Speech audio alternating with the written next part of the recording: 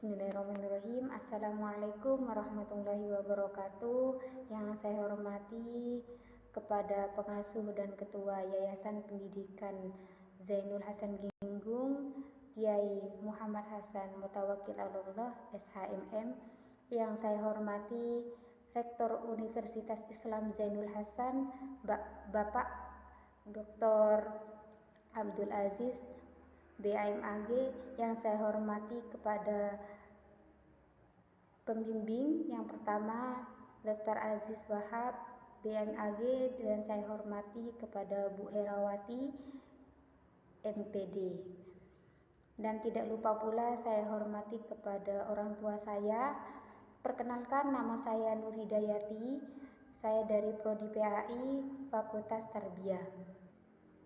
Baik, saya di sini akan melaksanakan presentasi seminar proposal yang mana judul saya mengenai model pembelajaran kontekstual teaching and learning pada pembelajaran akidah akhlak di MA Bahjatul Ulum Tegal Siwalan Probolinggo. Di sini saya akan membahas tentang latar belakang, rumusan masalah, tujuan penelitian, metode penelitian, dan hasil penelitian. Baik, di sini saya akan ke latar belakang. Kenapa saya mengambil judul tersebut? Karena di sekolah tersebut di MA Bahjatul Ulum yang saya menganalisa penelitian tersebut, di sana siswanya kurang semangat untuk belajar. Akhirnya di sini sebagai guru mapel itu menyarankan untuk menggunakan menggunakan model kontekstual teaching and learning. Kenapa? Di sini karena model tersebut itu membawa siswa lebih memahami pembelajaran tersebut dan menarik siswa untuk belajar dan memahami pelajaran tersebut. Teori belajar di sini merupakan proses mengenal bagaimana terjadinya belajar atau bagaimana informasi di dalam pemikiran peserta didik. Dalam model kontekstual ini, yang mana pertama kali itu pada tahun 1980, yang mana didirikan oleh toko yang bernama KG Wills dari Amerika Serikat. Dan pada tahun 1986 beliau membuat suatu artikel yang mana model ini dapat diterapkan kepada para guru untuk bisa mendidik para peserta didiknya menggunakan model kontekstual teaching and learning. Karena di sini menggunakan model tersebut itu bisa menarik minat siswa untuk belajar dan memahami isi pembelajaran tersebut. Mengenai rumusan masalah apa saja yang kita akan bahas dalam jurnal tersebut. Yang pertama, bagaimana penerapannya yang dilakukan guru mengajar menggunakan model kontekstual teaching and learning. Kemudian apa saja faktor pendukungnya dan penghambatan pembelajaran model kontekstual teaching and learning pada pembelajaran akidah akhlak. Selanjutnya adalah tujuan penelitian. Di sini ada dua tujuan penelitian. Yang pertama adalah untuk mengetahui bagaimana penerapan model kontekstual teaching and learning ini. Kemudian yang kedua untuk mengetahui apa saja faktor pendukung dan penghambat pembelajaran kontekstual teaching and learning pada pembelajaran akidah akhlak. Selanjutnya di sini adalah metode penelitian. Di sini metode penelitian itu jenis dan pendekatan penelitian ini menggunakan kualitatif, yang mana teknik pengumpulannya yaitu dengan wawancara, observasi, dan diskusi, yang mana dilaksanakan di sekolah MA Bahjatul Ulum di Tegal Siwalan Probolinggo.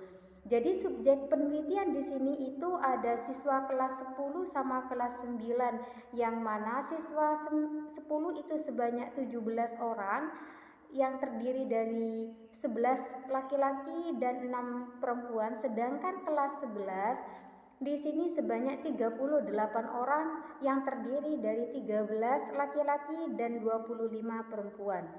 Prosedur penelitian di sini, penelitian kualitatif ini menggunakan 3 tahapan. Yang pertama, tahapan persiapan atau pralapangan. Kedua yaitu tahapan pekerjaan lapangan. Dan ketiga itu adalah tahapan analisa data. Jadi yang pertama itu adalah kita itu mensurvei dulu sekolahan tersebut. Kemudian kita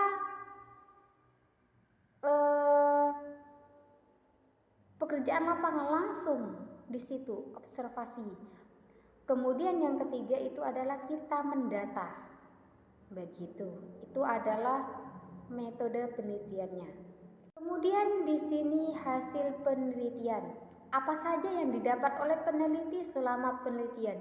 Yang pertama di sini penerapan pembelajaran kontekstual teaching and learning. Yang pertama di sini mengevaluasi objek pembelajaran atau kategori teori. Jadi di situ itu mau belajar di situ itu mengevaluasi dulu objek pembelajarannya. Kemudian yang nomor 2, melakukan evaluasi formatif secara mendalam untuk mengetahui pengalaman dan latar belakang siswa. Jadi di situ guru itu melakukan evaluasi formatif yang mendalam. Nah, mencari dulu kebakatannya mereka menggunakan model ini yang paling tepat. Kemudian yang nomor 3, setelah memeriksa lingkungan rumah dan sekolah siswa, pilihlah yang relevan. Nah, ketika sudah kita memasuki bab, semisal ya di akidah akhlak itu membahas tentang kesopanan, maka di situ kita berkaitkan dengan berita-berita yang nyata begitu. Kemudian yang nomor 4 itu meningkatkan pembelajaran dengan menarik hubungan antara pengalaman kehidupan nyata siswa dan mata pelajaran. Nah, di situ guru itu mengaitkan antara pelajaran dengan dunia lain. Maka hal di situ tujuannya dapat menarik siswa untuk menalar pikirannya biar mereka paham apa yang maksud pelajaran tersebut. Yang nomor 5 yaitu mencatat hasil penilaian mahasiswa dan menggunakan untuk menilai keaktifan teknik pembelajaran melaksanakannya. Dan terakhir itu adalah guru itu merekap sejauh mana mereka itu memahami pembelajaran tersebut. Selanjutnya di sini adalah faktor pendukung dan penghambat pembelajaran kontekstual teaching and learning. Jadi yang pertama di sini kita membahas pendukungnya dulu. Apa faktor pendukung pembelajaran kontekstual teaching and learning? Yang pertama di sini, pendidik diberi petunjuk dalam penerapan pendekatan pembelajaran pengajaran kontekstual. Kemudian nomor 2, lingkungan belajar yang optimal dan membina pecicikan kenyamanan dan kesejahteraan. Yang ketiga, kurikulum yang fleksibel dan inklusif.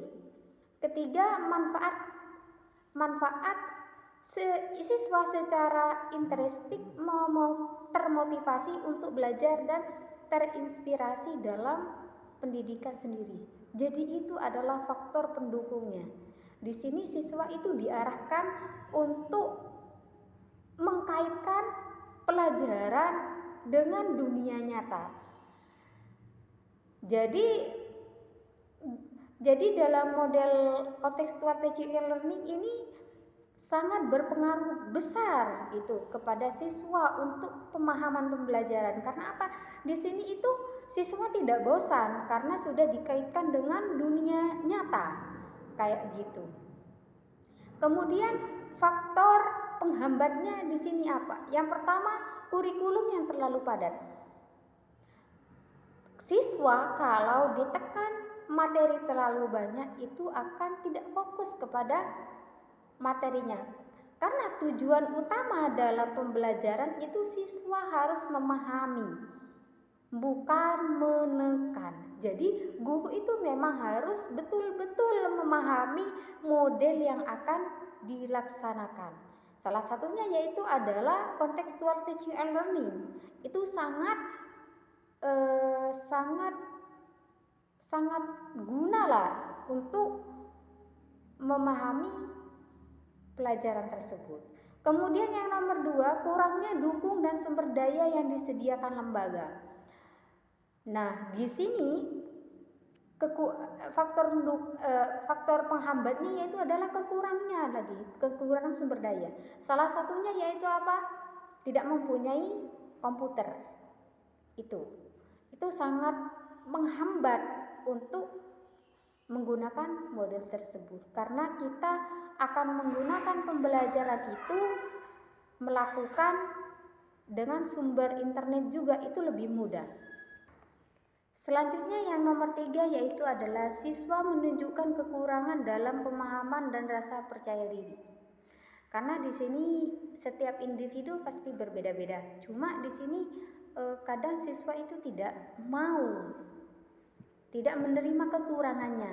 Yang nomor D, guru kurang memahami atau terlatih. Jadi yang faktor penghambat yang nomor 4 ini adalah guru sendiri tidak memahami model contextual teaching and learning itu apa.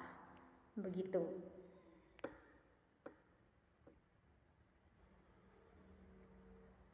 Mungkin itu saja yang saya bisa sampaikan mengenai penelitian yang saya dapat, yaitu adalah menganalisis model pembelajaran contextual teaching and learning pada pembelajaran akidah akhlak di MA Bahjatul Ulum. Kurang lebihnya minta maaf. Wassalamualaikum warahmatullahi wabarakatuh.